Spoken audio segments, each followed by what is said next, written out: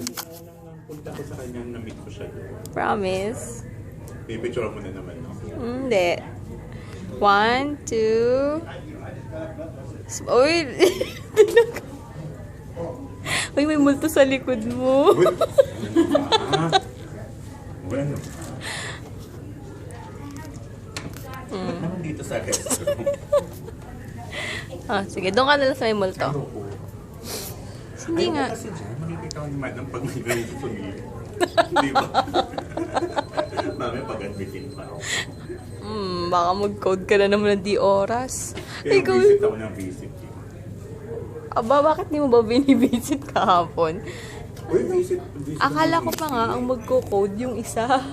Di ba lagi ka nandun? Kasi trabaho. Ano ginagawa mo kay kanina?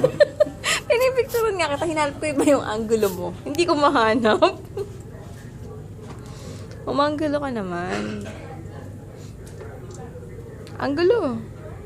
Ano ba yun? Binibidyo mo.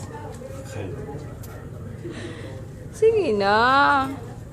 Ay, mag-print mo daw sa baba bang wala ako masyado.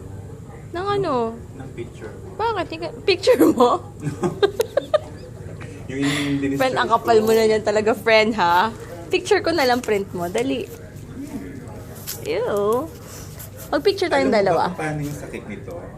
Sakit nino? Nakaprint ka ba dito? Si Jessica nakaprint. Hindi. Kahapon bumaba silang lahat. Bakit nangyay? Parang hirap na hirap ka na. Pampasaya ka kasi eh. Bye, friend.